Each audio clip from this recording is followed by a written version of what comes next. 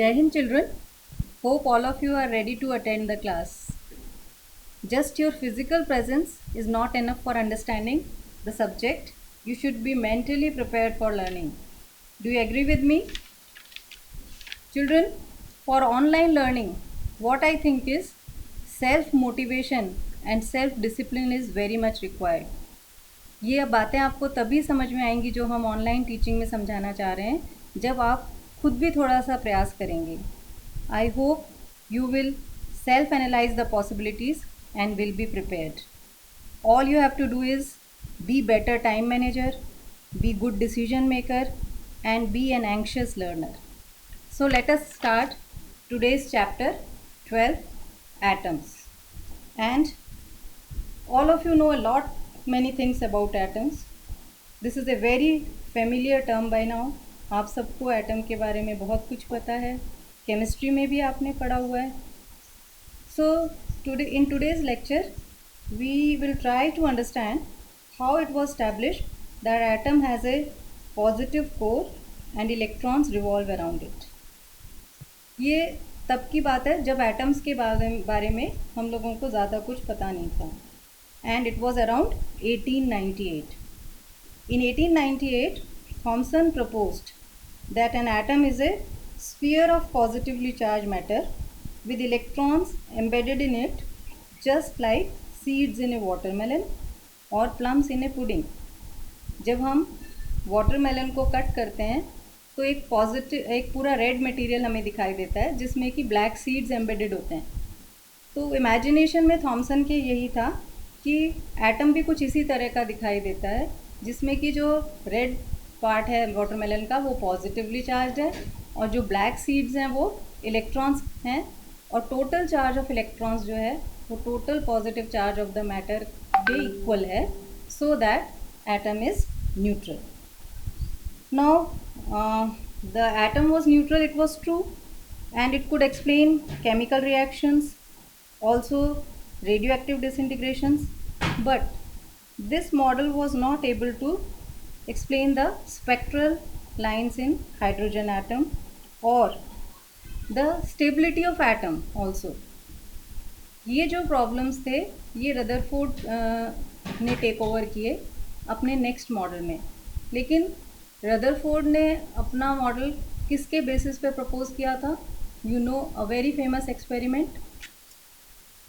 Which experiment? The experiment was alpha scattering experiment. It is well known as Rutherford's alpha scattering experiment, but actually it was also performed by his two associates, Geiger and Marsden. Rutherford himself first performed the experiment, and then his associates also performed the experiment, and the result of Geiger-Marsden experiment were much better. So let's see what was this experiment. You know, alpha particle is a helium ion, that is a helium atom from which both the electrons have been removed. यदि हम helium में से दोनों electron निकाल देंगे तो क्या बचेगा? न्यूक्लियस का पॉजिटिव चार्ज कितना होगा? +2 इलेक्ट्रॉन. और मास ऑफ हीलियम एटम कितना होता है? 4 times that of A proton. तो इस तरह के जो पार्टिकल्स हमारे पास बचेंगे उनको हम हीलियम पार्टिकल्स बोलते हैं. ये हीलियम पार्टिकल्स आएंगे कहाँ से? राइट. तो अल्फा स्कैटरिंग एक्सपेरिमेंट में सबसे पहले जो था एक लेड बॉक्स लिया. लेड बॉक्स क्यों लिया? क्योंकि रेडियो एक्टिव मटीरियल रखना था, और इसमें रेडियो एक्टिव मटीरियल रखा गया. रदरफोर्ड ने रेडॉन यूज़ किया था और गीगर मार्सडन ने बिस्मिथ 214 यूज़ किया था. So this was the source of alpha particle. और ये जो ओपनिंग थी इसमें से ये अल्फ़ा रेज एमिट कर रहा था. ये alpha rays thin gold foil पर जाकर स्ट्राइक कर रहे थे, and they have to observe कि ये after being incident on thin gold foil ये अल्फ़ा पार्टिकल्स कहाँ जाते हैं. विल दे गो स्ट्रेट और विल दे बी डिफ्लेक्टेड? तो उसको ऑब्जर्व करने के लिए they used a zinc sulphide screen. और इस जिंक सल्फाइड स्क्रीन की क्या प्रॉपर्टी होती है कि ये सिंटिलेशंस प्रोड्यूस करता है जब अल्फ़ा पार्टिकल इस पर स्ट्राइक करते हैं. तो जब सिंटिलेशन क्या होता है, एक फ्लैश ऑफ लाइट, तो that means you can register it. और एक रोटेबल डिटेक्टर उन्होंने यूज़ किया था जिससे कि वो उस फ्लैश को रिकॉर्ड भी कर सकते थे और उसका एंगल भी मेजर कर सकते थे। So look at this figure, alpha rays are incident on gold foil and then they strike the zinc sulfide screen like this. So they observe that many particles show different angles of scattering, and to explain this extra scattering they studied the gold atom. Gold atom, if they imagine the gold atom like this as a centrally placed positive charge, then most of the alpha particles are passing straight, right? A few of them were showing small angle scattering and very few showed large angle scattering, whereas in very extremely rare case an alpha particle gets rebounded back. See again, large scattering because the alpha particle was closer to the nucleus, but as the alpha particle is coming farther from the nucleus, it goes either straight or shows small angle of scattering. So this experiment played an important role in understanding the atom and is known as alpha scattering experiment. In the exam, if it comes by its own name, alpha scattering experiment, it's well and good, but sometimes board has also asked it by the name of Giger and Marsden's experiment. So you should remember that it was performed by Giger and Marsden as well as Rutherford also. This is also known as Rutherford's alpha scattering experiment. The difference, there was a slight difference between the two experiments that we will see. Let's see this graph first.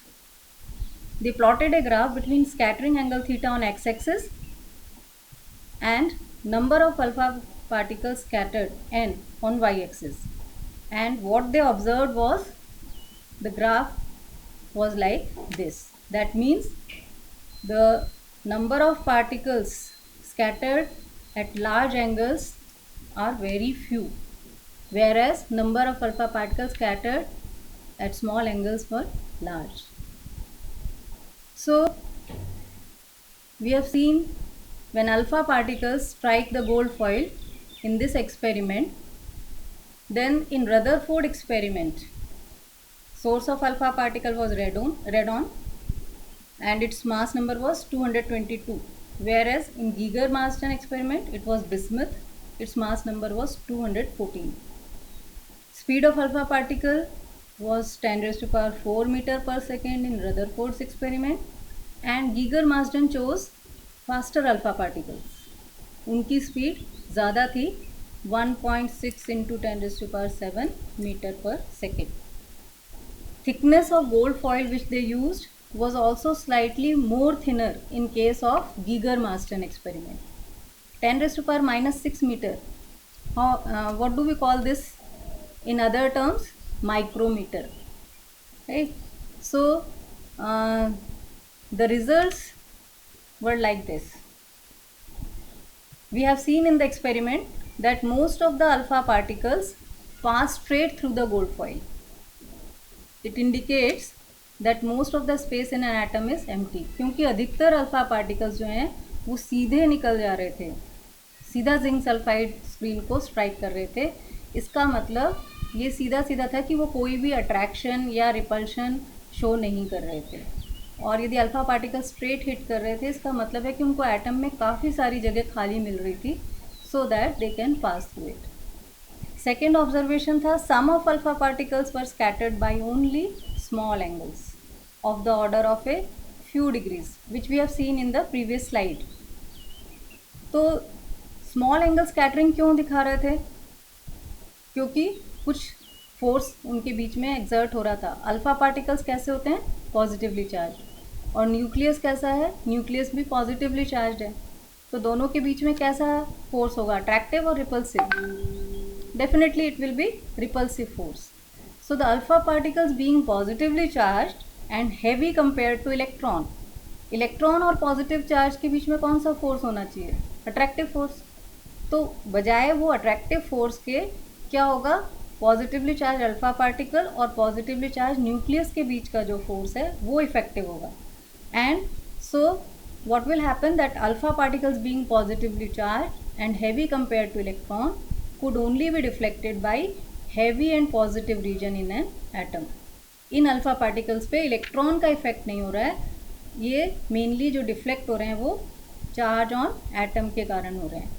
It indicates that the positive charges and the most of the mass of the atom are concentrated at the center called nucleus.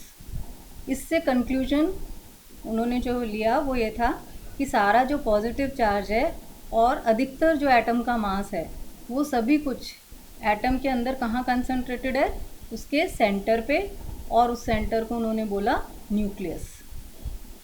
You already know that electron का मास तो बहुत कम होता है, तो इसीलिए electrons जो उसके बाहर थे, न्यूक्लियस के बाहर थे, उनका मास नेग्लिजिबल था almost. Then third observation was a few alpha particles 1 in 9000 were deflected through large angles and these large angles are even greater than 90 degree.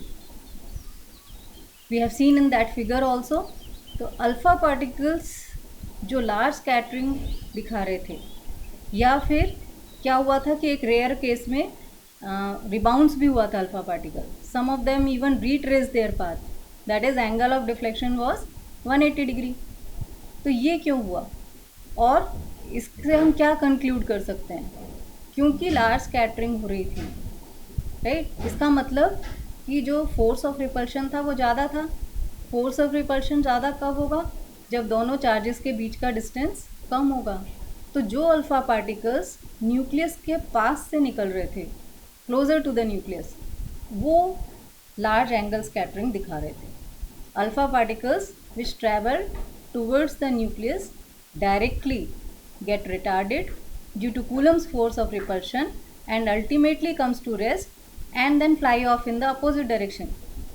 तो जो पास से आ रहे थे वो तो लार्ज एंगल स्कैटरिंग दिखा रहे थे, लेकिन जो अल्फा पार्टिकल्स एकदम डायरेक्टली न्यूक्लियस की लाइन में उसको हिट कर रहे थे, उनपे फोर्स ऑफ रिपल्शन जो था वो उनको एक पर्टिकुलर डिस्टेंस पे लाके रिटार्डेशन इतना हो जा रहा है कि alpha particle will stop and then will rebound back in the opposite direction. और जो नंबर ऑफ पार्टिकल्स की स्कैटरिंग थी उसमें एक रिलेशन उन्होंने ये भी देखा था कि it is inversely proportional to 4th power of sine theta by 2. Now to explain these scatterings, they further described that if there is an atom with positive charge at its center and an alpha particle is striking it and is rebouncing back, then the reason for this can be its distance from the nuclear axis. See in this figure, the alpha particle which rebounded back has come up to a distance and then retraced its path, and this distance is marked as R0. When the distance between alpha particle and the nucleus is equal to the distance of closest approach, इसके आगे alpha particle नहीं जा सकता. Repulsion इतना ज़्यादा हो जाएगा कि इसको यहाँ से वापस ही लौटना पड़ेगा. The alpha particle comes to rest and gets rebound back. At this point or distance, the kinetic energy of alpha particle is completely converted into electric potential energy of the system. तो R0 जो distance है वो nucleus और alpha particle का you can say minimum distance है, जहाँ तक कि अल्फा पार्टिकल उसको अप्रोच कर सकता है, और इस डिस्टेंस के आगे वो नहीं जा सकता है. So distance of closest approach में जब हम कह रहे हैं कि इसकी जो काइनेटिक एनर्जी है यहाँ पर आने के बाद वो उसकी इलेक्ट्रिक पोटेंशियल एनर्जी में कन्वर्ट हो जाएगी। मैथमेटिकली यदि हम देखें तो kinetic energy if u is the initial velocity of the alpha particle will be equal to half mu²। और पोटेंशियल एनर्जी का फॉर्मूला आपने पढ़ा हुआ है kq/r। So k is 1/4πε0 2Ze² upon r0। Ze जो है वो चार्ज ऑफ न्यूक्लियस हो जाएगा और E इलेक्ट्रॉनिक चार्ज है, तो Q1 इंटू Q2 जब हम करेंगे तो Ze²/r0 हो जाएगा ये। एंड r0 यदि हम यहाँ से डिराइव करेंगे just by mathematical step, so this will be the formula for distance of closest approach. And ये जो है ये डिटरमिन करेगा हमारा nuclear size also. Impact parameter B. Now what is happening? The alpha particles are coming in the form of beam, right? See the figure. There is a gold nucleus and alpha particle is coming with velocity u and it gets scattered, say at an angle theta, right? This theta is the scattering angle. Now the nucleus is at the center of the atom and r0 is the distance of closest approach. If we draw this axis, nuclear axis, then the alpha particle is at a distance b from this axis and this is the perpendicular distance from the nuclear axis. इसका मतलब impact parameter क्या होगा कि जब alpha particle ने चलना शुरू किया और वो न्यूक्लियस से जब काफ़ी दूर था, तो जो उसका डिस्टेंस न्यूक्लियर एक्सिस से था उसको हम इम्पैक्ट पैरामीटर बोलेंगे। मतलब यदि इम्पैक्ट पैरामीटर ज़्यादा होगा तो अल्फ़ा पार्टिकल न्यूक्लियस से ज़्यादा दूर से हिट करेगा और यदि इम्पैक्ट पैरामीटर कम होगा तो वो न्यूक्लियस के ज़्यादा पास से निकलेगा। व्हाट डू यू थिंक, क्या होगा?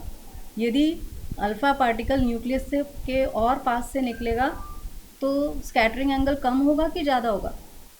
यदि वो और क्लोज होगा तो इलेक्ट्रोस्टैटिक रिपल्शन जो होगा वो ज़्यादा होगा, that means angle of scattering will be more. और यदि ये बी जो है वो कम हो गया, बी यदि ज़्यादा हो गया तो ये दूर से जाएगा और स्कैटरिंग एंगल कम होगा, कम होता चला जाएगा और जब बहुत ज़्यादा होगा बी तो वो स्ट्रेट पास हो जाएगा। See the figure and read this statement. The perpendicular distance of the velocity vector of the alpha particle from the center of nucleus when it is far away from the nucleus is known as impact parameter, and this is given by mathematically Ze² cot theta by 2 upon 4 pi epsilon half mu²। 1/4πε0 इसमें k हो जाएगा, Ze atomic charge nucleus का charge हो जाएगा, E electronic charge हो जाएगा और theta इसमें स्कैटरिंग एंगल है, हाफ mu² जो है वो kinetic energy of alpha particle है। तो B can be calculated using this formula. The derivation is not in the scope of our syllabus, so you can simply see the formula and can analyze. For large value of B, cot theta by 2 is large and theta, the scattering angle is small. That is, alpha particles traveling far away from the nucleus suffer small deflections. जो alpha particle दूर से आएंगे, nuclear axis से ज़्यादा दूर से आएंगे, वो कम डिफ्लेक्ट होंगे। For small values of B, cot theta by 2 is also small and theta, the scattering angle is large. यदि अल्फ़ा पार्टिकल न्यूक्लियस के पास से इंसिडेंट होगा तो स्कैटरिंग एंगल ज़्यादा होगा। That is alpha particles travelling close to the nucleus suffer large deflections. And third, for b is equal to 0, मतलब जब directly hit करेगा अल्फ़ा पार्टिकल न्यूक्लियर एक्सिस पे डायरेक्टली हिट करेगा तो क्या होगा कि रिपल्शन बहुत स्ट्रॉन्ग होगा और वो r0 तक पहुंचेगा, डिस्टेंस ऑफ क्लोजेस्ट अप्रोच तक, और उसके बाद वो उसी पाथ को रीट्रेस करेगा। cot theta by 2 is 0 और theta by 2 is 90 degree and theta is 180 degree. The alpha particles retrace their path. तो इस तरह इम्पैक्ट पैरामीटर के हेल्प से अल्फ़ा स्कैटरिंग को हम समझ सकते हैं. डिस्टेंस ऑफ क्लोजेस्ट अप्रोच और इम्पैक्ट पैरामीटर, ये दोनों टर्म्स अल्फ़ा स्कैटरिंग एक्सपेरिमेंट के लिए इम्पॉर्टेंट हैं. तो what was the aim of the alpha scattering experiment? It was conducted to study the atomic structure.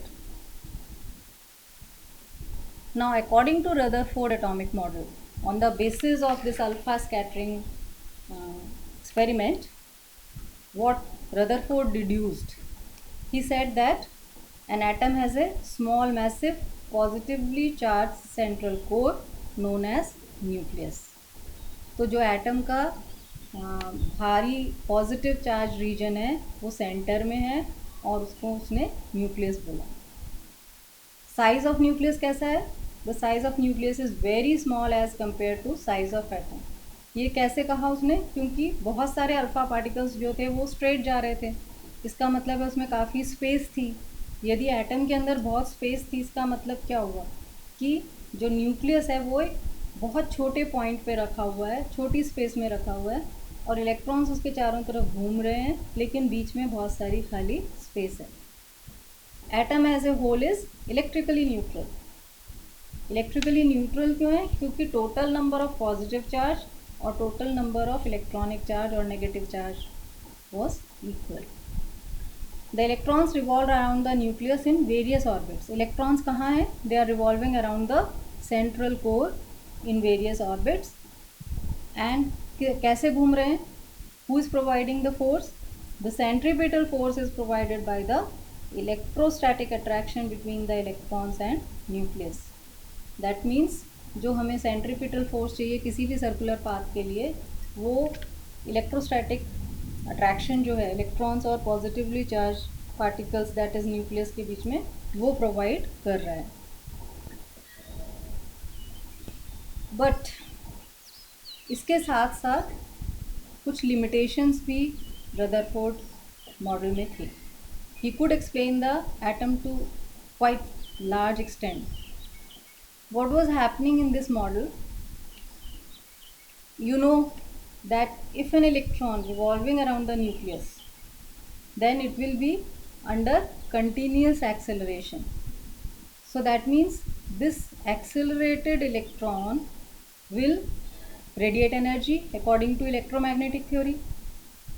If it is radiating its energy, then what will happen?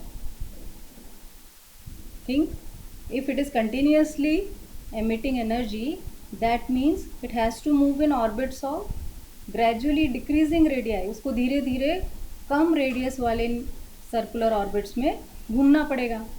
और यदि ये continuously energy emit करता ही जा रहा है तो क्या होगा? वो रेडियस कम होते होते फाइनली क्या होगा? न्यूक्लियस में ही चला जाएगा. वो finally it should collapse in the nucleus.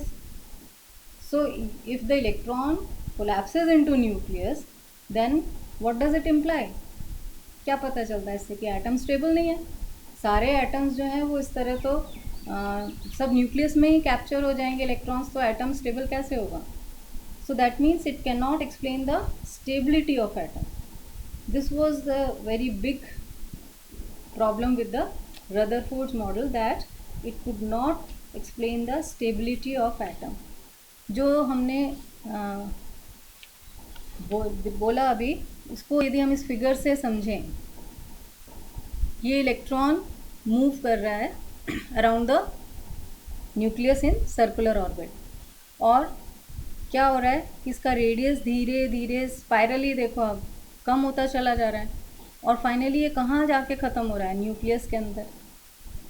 तो इस तरह तो इलेक्ट्रॉन्स और एटम जो न्यूक्लियस हैं वो सब मर्ज हो जाएंगे. दूसरा लिमिटेशन क्या था कि यदि ये जो है इलेक्ट्रॉन कंटिन्यूसली एनर्जी रेडिएट कर रहा है, तो जो इसका जो स्पेक्ट्रम होगा, एनर्जी स्पेक्ट्रम जो होगा, वो कंटिन्यूस स्पेक्ट्रम होना चाहिए.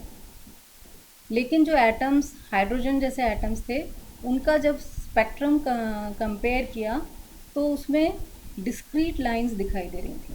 मतलब पर्टिकुलर वेवलेंथ्स जो थी वो दिखाई दे रही थी और कुछ नहीं दिखाई दे रही थी।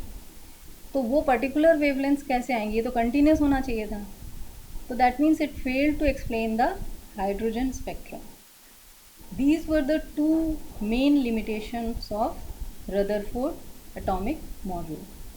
तो रदरफोर्ड ने काफ़ी हद तक एटम के स्ट्रक्चर को एक्सप्लेन करने की कोशिश की, और वो न्यूट्रल होगा एटम ये तो एक्सप्लेन कर पाया, कैसा स्ट्रक्चर होगा वो भी कुछ हद तक एक्सप्लेन कर पाया, लेकिन फिर भी ये लिमिटेशंस जो थे इसके कारण एटॉमिक स्ट्रक्चर जो था वो फाइनल नहीं हो पाया. और नेक्स्ट जो इसमें लैंडमार्क आया एटॉमिक स्ट्रक्चर की हिस्ट्री में, वो आया नील्स बोहर के एटॉमिक मॉडल से. In this video we are summarizing it here only, and in the next video we will take the Bohr's atomic theory. So children, I think you can understand how Rutherford used the alpha scattering experiment to describe the atomic structure. Thank you.